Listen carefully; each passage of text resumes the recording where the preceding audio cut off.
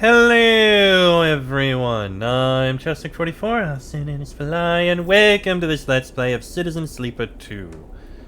Last episode, we made our way to Oliveira, where we basically managed to make the place settled, and discover that it was basically the origin of, well, the people from the expansion, from the DLC in the last game.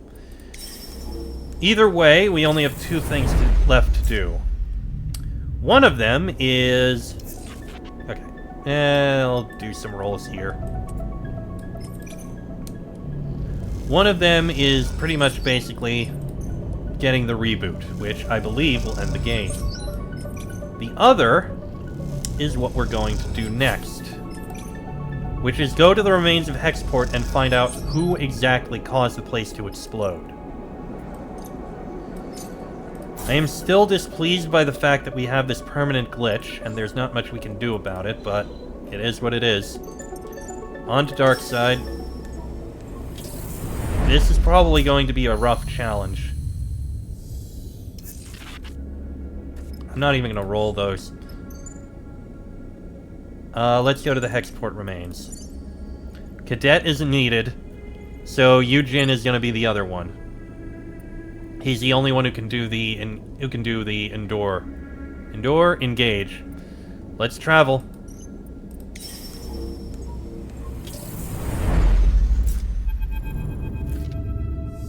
Another flicker in the dark before waking, and a numbness that follows soon after. You wake slowly and stare out at the flickering stars and the distant rocks of the belt. You let the thoughts of fear or panic wash over you. They pass like the soft dust of the belt, disappearing into darkness. You find yourself once more, as you do every morning, as you will continue to do, cycle after cycle, until you can't. You wonder what part of you has changed, what system is failing. Your frame is silent, its complaints only felt in ambiguous sensations. The glitches seem random, unpredictable, but also inevitable. They will only increase in number until you reboot yourself, but you do not know what lies beyond that. At least the glitches are dependably familiar. The reboot is anything but. As the rig drew closer to Hexport, the crew became silent. Now, staring out at what is left of what was once a thriving station, you feel empty. The full extent of the damage is impossible to ignore. Grim, Seraphin shakes his head. Doesn't feel like we were here that long ago. And now this is what's left. You look at the clouds of scattered debris, the layers of the station torn open to the void. It is a reminder of how close the war and the unseen atrocities of the inner system are to shifting in the belt. I don't like digging around in a place like this. Let's be quick about it. Agreed, we'll be fast. I'm here if you need me. You head to the airlock to suit up and get ready. You're ready for this? Cadet catches up with you in the passageway. This place has already given me the creeps. I'm ready. If there are answers to be found, we'll find them. Not a big fan of digging through graves. Eugene is already getting prepared. But someone has to answer for all this. Cadet takes a suit from the locker. Seraphin said the radiation is lower than expected, but still too high for prolonged exposure. The suits should keep most of it off of us, but we can't take long out there. The stress on the suits and the rig? We'll be forced to leave in 3 cycles. Not a moment more. You get ready too, your mind filled with memories of Hexport. You hope they will help you navigate this shattered ruin, but looking at what's left, you doubt it. 3 cycles. That's not a lot. Let's see here. Understanding what happened on Hexport means searching through the ruined station and piecing together the story. We can search ruins. Most of Hexport has been ripped apart. Exploring it will be dangerous work, but how else to discover what happened? And hunt for data. Parts of the shattered station's network are active, driven by the fractured solar cells. Perhaps they could hold some clues. Let's do what we can. Okay. Ripped apart by multiple explosions. You know what? No. Use this, hunt for data. Damn it.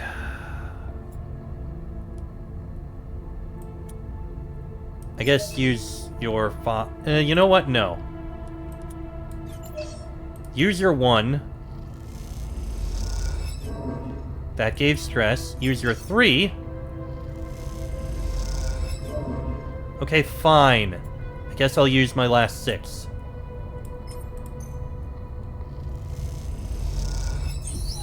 There's something hissing on the open comm channel. What is that? You hear that, Sleeper?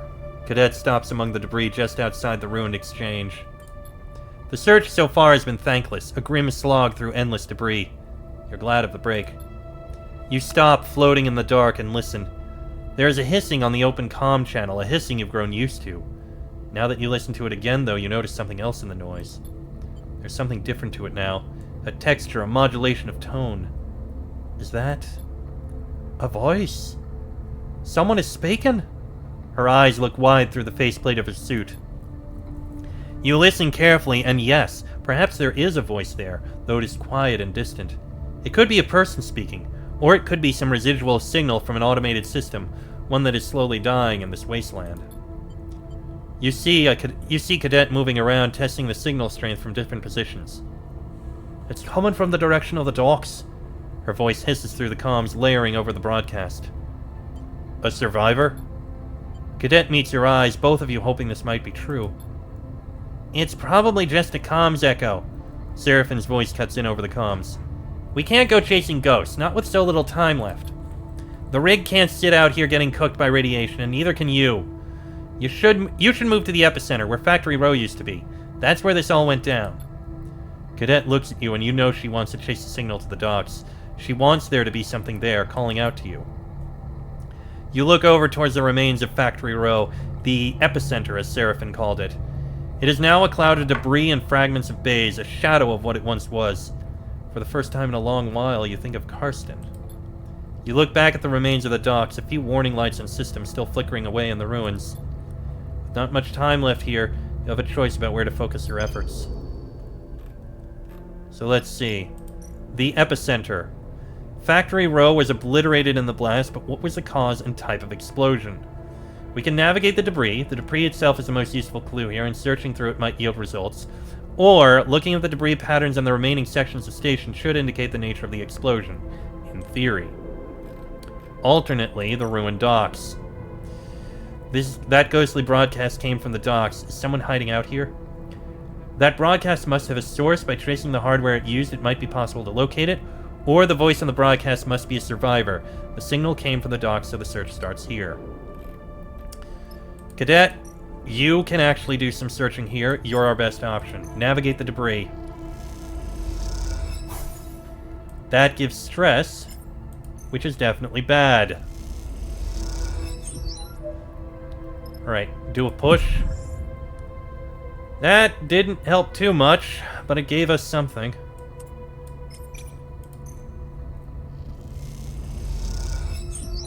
Alright, that's halfway done.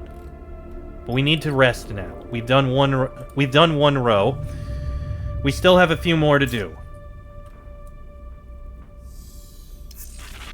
Cadet, you got some good things. Go ahead, navigate the debris.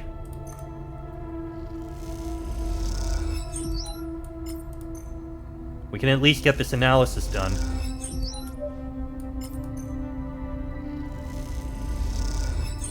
The debris tells the story of Hexport's demise. You only need to know how to listen. You float in the pieces of what was once Factory Row.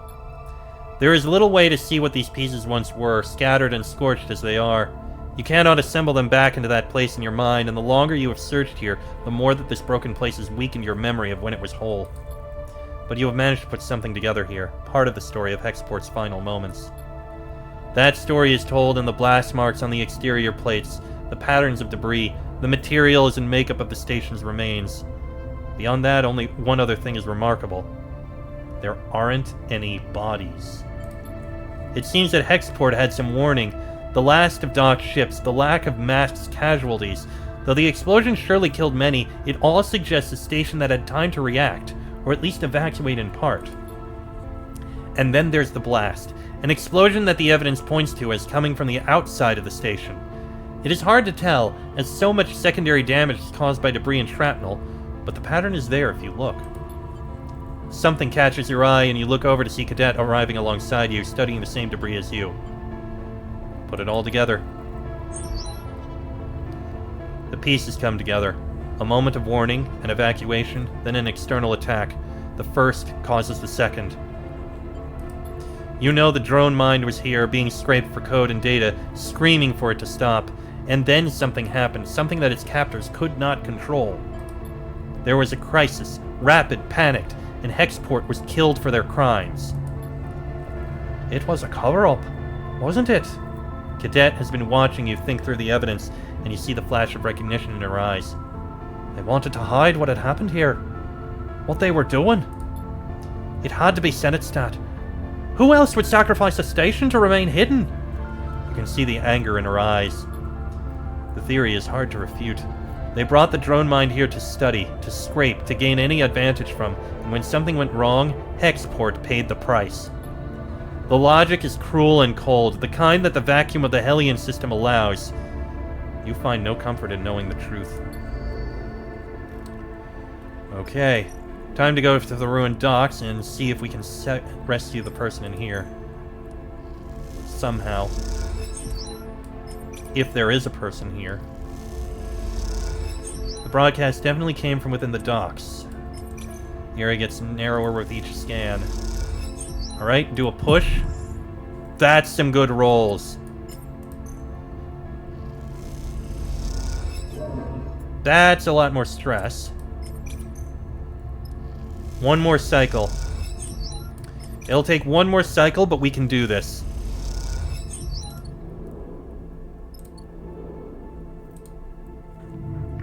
%.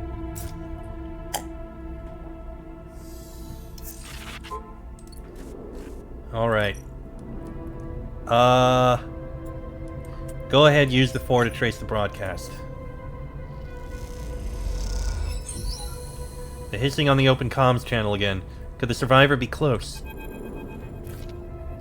Urgent! The broadcast echoes through your comms. Retrieval required. Conway Network agents, please respond. You float beside Cadet, the two of you shocked to silence by the sight in front of you. Both of you have traced the ghost signal deep into the docks, all the time wondering if it might be the voice of a survivor, but you had not prepared yourself for this. In a corner of the docks, there is a nest of machines, a gathering of drones and motorized sleds, crane systems and docking clamps. A nest for the drone mind. Stop, please! The voice shimmers with distortion, relayed on the same carrier signal as the ghost broadcast. We wish to be discovered. Recovered. You don't know the mechanics of what you were looking at, but you understand it. The drone mind fled here. But how? You exchange a look with Cadet, and she seems unsure of what to do. You switch your comms channel to the broadcast signal. We won't hurt you. Recovery requested. The drone mind's voice trembles with glitches. Confirm Conway Extraction's role and identity. You wonder what this mind knows. Is it just an interface designed to speak between humans and drones with a recognizable cadence of intelligent speech? Or is it a thinking machine? You hear a click as Cadet switches to a private channel. This thing is a weapon. Her voice is flat, unemotional. We should be careful what we say here. Confirm Conway Extraction's role and identity. Please.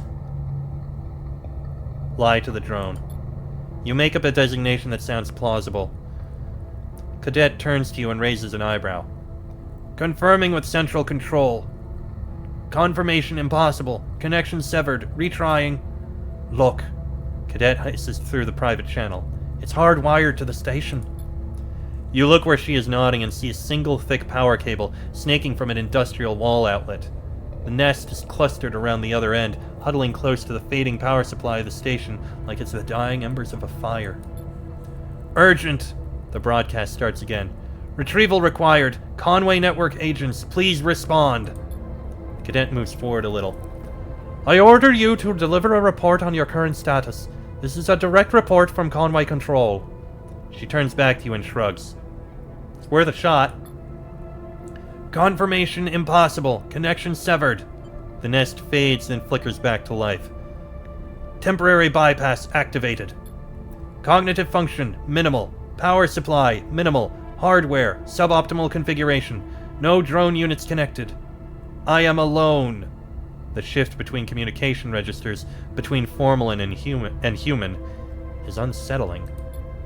Code center compromised. Data extracted by third party. Self-destruct disabled. Purge protocol disabled. Parts of the nest fall away, the power draining faster as the drone mind attempts to draw more from the station. Please, the drone mind asks nonsensically. Please, stop. Did you destroy this station? Cadet moves close now, bearing down on the nest. It is little more than a pile of broken machines cowering in a corner as the power fades. Self-destruct attempted. Process failed. Hardware purge attempted. Process failed. Self-preservation protocol activated. Propagated through the station network. Station failed. Central failure imminent. Please stop. The machine in the nest begins to go dark. Please stop. Please stop. Cadet turns to face you. It didn't do this. It tried, though. Tried to destroy itself and take the station with it. She turns back to look at the failing mind, hiding in machines it was not built to inhabit. It escaped into the network and ended up here. It isn't responsible. Responsible or not, that's enough. Cadet reaches over and rips the power cable from the wall, leaving it floating. The nest shuts off, the broadcast channel going silent. The bay goes dark. What was left of the drone mind, whatever protocol or data escaped into these machines and their network, it is gone now. There is no hardware left to hold it. This is why Hexport was destroyed. The drone mind got out, entered the network. Who knows what it might have done? Could it have taken apart the station itself, overloading every system, opening every airlock? Was its drive towards self-destruction that strong? Someone didn't wait to find out. Its escape sealed the station's fate. Come on! Cadet glides out of the room, leaving you among the dead machines. I think that's all we have. There's nothing else for us to do here.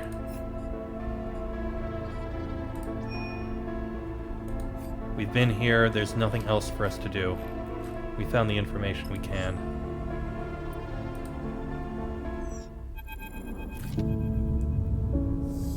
There's not much to celebrate on your return from the remains of Hexport, but you are glad to be back here all the same. There is something surprising in that. Darkside as a haven, not a prison. The slowly occurring idea of this overgrown city as a home. As you have seen in Hexport, stability cannot be taken for granted, not anywhere in the belt. But Darkside has a solidity and life that feels like it might endure. Cadet catches up with you. We need to talk, but not here. Come, I have something I want to show you. Cadet leads you deep into the heart of Darkside, through quiet corridors and bustling streets, on paths you didn't even know existed. As you glide after her, the station seems to grow in your mind, its possibilities multiplied by the routes that pass through it. Just through here. Cadet leads you across a covered bridge, the view on either side looking down caverns of lit units. This close to the center of Darkside, the air is warm and the passages are quiet. Here. This is the place. She points at a low and wide entrance with storage racks inside. Next door is a smaller unit, with a window looking out to the passage. It seems like a workshop, perhaps abandoned or never finished. It is dusty and dark. I've been keeping an eye on it. It's abandoned. She glides inside and slaps a wall pad.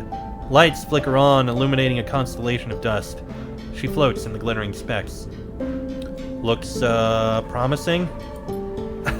Oh, I know, it's a wreck. But it's a start. When we've been on Darkside, I've been coming out here. I just happened across it, but I knew when I found it. I want to start again, Sleeper. And this is where I am going to make that start. What we saw in Hexport, what's left of it, just confirmed it to me. We can't stop Senatestat, as much as we can't stop the war. She runs a finger along the storage racks. We have what? The drive? Our suspicions? Senatestat is vast. How could we pin this to them, even if we wanted to? I don't want to think about it anymore. I want to start again. I want to work, to ride my bike and courier packages till I fall into my bed at the end of the day with nothing left. Cadet picks up an old corroded tool from the racks. I want to build something here, in spite of everything. In spite of the fact that they could take it all away. Because that's the point. To go on living without conceding. To go on building or trying to build something where we can find it. That's what I brought you here to understand. So you'd know why I'm letting this all go. I understand. You could do the same, you know. We don't have to beat ourselves senseless against the truth. My old life is gone. Clearing my name on the far spindle doesn't matter. The spindle jacks will have forgotten me. But this place? It doesn't know me at all. You know where the drive is, what it contains. You know what happened at Hexport. Cadet's eyes shine from the workshop lights. Take it from me. It's yours now. I can't carry this anymore. I will. Thank you. My travels are over. If you need to find me, I'll be here. Thank you for all you've done. I hope you can understand why I need to do this. She turns and disappears deeper into the workshop. You cross the bridge again, dark side glowing on all sides. You think of the drive, buried deep in some compartment within the Scatteryard's hub, filled with data worth destroying a station over. It is yours now. But you wonder as you cross back through the city, your mind racing. How can all this end well? Deal with the drive. We need to go to Scatterport. That won't take long. Let me buy some more fuel. Refill on that. And refill on supplies. Oh, what's this? Cadet is busy setting up her new courier service and trying to forget the path that brought her here. Okay then. Well, I can do some scrap shifts here. I should have done her thing first.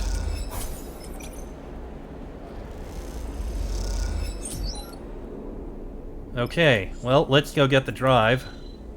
On to the Scatteryards. And then it'll be another 2 cycles. The workshop of Cadet's data scraper friend is just as the two of you left it. You remember the cycles you and Cadet spent in here poring over that dark data, the strange fragments of the drone mine's protest seated among the cold code. You find the drive where Cadet told you it would be, in a compartment under the padding of a bunk lined with thick shielding that makes its contents undetectable. As you pull the drive out, the metal cold on your hands, you have a sudden urge to smash it to pieces, this object which escaped Hexport when so many others didn't. When Senatestat, and it was Senatestat, you are sure of that now, decided to cover up what they'd done, they first made sure that this drive would get out, that it would pass to the far spindle and then onward. But something went wrong, some miscommunication or mistake. That's all it was, a tiny slip and it all fell apart. Now the drive is in your hands instead. You turn it over in your hands. You know the drive contains Conway access codes, control codes, and perhaps more besides. Data of great value. Data that would win a war. You also know you are sick of thinking about it. We'll take the drive. You slip the drive into a pocket and close up the workshop. You head back to the rig, and as you do, you turn the drive over in your pocket, unsure what the next step might be. As you glide through the hub, you pass shipfitters and crews, all moving on their own vectors. It feels strange to carry the drive past these people, all of them totally unaware of the threat it might pose to them, to this station. Excuse me. A stranger stops you in the passageway with a hand on your shoulder. Can I ask you for your help with something? You son of a bitch. Their sudden appearance shakes you out of your thoughts. You quickly take your hand out of your pocket, off the drive. You look at the stranger in front of you. He is roughly dressed in a heavy coat, but he is otherwise unremarkable. I could have passed him many times before and not have known. I'm looking for something. He looks over his glasses at you. A little lost drive. Who are you? This matter concerns my client more than me. He leans back a little, his voice calm. So introductions won't be necessary. But the drive belongs to my client, and he would be very happy to see it returned. Suddenly, something catches your eye. A set of dice like those used to play Star and Stoker. The stranger is playing with them in one hand, turning them end over end in the station's microgravity. What's with the dice? The stranger looks down at them as if he had forgotten he was holding them. I must admit, I love to play games to pass the time. I enjoy the chaos of Star and Stoker with its unpredictable shifts. He spins the floating dice. My brother, however, prefers the systematic progression of Tabla with its inevitability. It's not him. It's his brother. Unless he's just disguising himself. I suppose it runs in our family. But I won't bore you with childhood stories. Please, let's be direct. He gives you a friendly smile. My search for the drive brought me to the scatter yards, but from here the trail went cold. That was until you arrived. He pushes his glasses up his face. Then the trail lit back up again, just like that.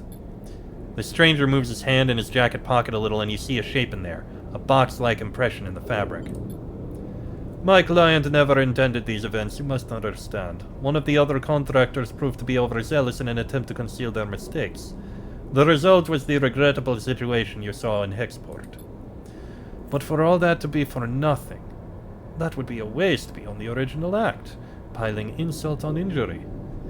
There is much to be gained in a system desperate for peace, for the war to be ended, and wars tend to end when one side concedes.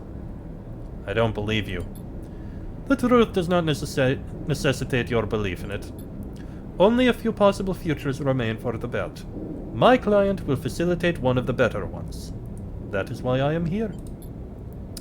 But if you need additional persuasion, I am authorized to offer you 300 cryo as a reflection of your efforts. The stranger smiles again, his tone never straying from his business-like calm. Now, can you return my client's drive? The stranger's hand shifts in his jacket pocket. You have a feeling this is not a choice you can deny. We either give Senetstat a key to winning the war, or break it and allow the war to continue. Senetstat be...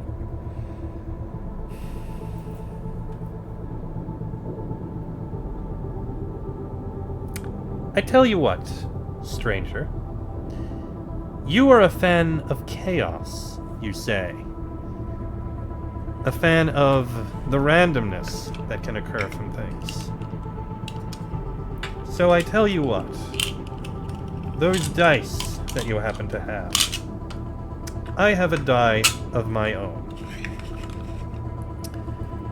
So let's leave this up to the chaos and randomness of dice. If the die roll is odd, the drive goes to you. If the die roll is even, the drive gets broken. How about that?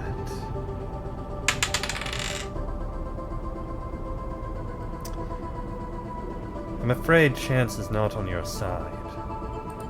You grip the drive in your pocket so hard the casing starts to crack. You see the stranger's eyes flash a warning. You dash the drive against the metal wall of the passageway, splintering into 1,000 shards that pepper the two of you with cuts and scratches. The stranger shakes his head. A regrettable decision.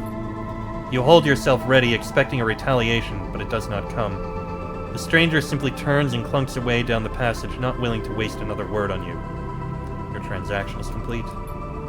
You head back to the rig, and as you do, a weight lifts with each corridor, each junction. As you board the transit shuttle that would take you to Marco's yard back to the rig, you think of Hexport and what is left of that place. You will never forget what happened to the station, but you will not let it steer your future.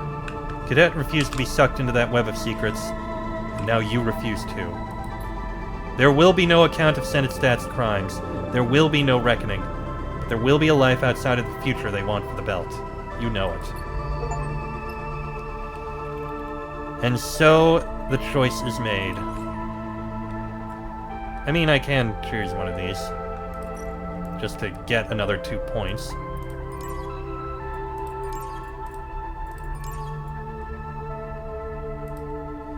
Okay. Not much else to do. So I tell you what. I am going to end this episode here. Next episode, we'll go back and see if we can see Cadet back at her store once she finishes it, which will take another two cycles, and then the reboot. That'll be in the next episode. So until then, I am Cheswick44. I'll say in his fly. This has been a Let's Play of Citizen Sleeper 2, and I shall see you all next time.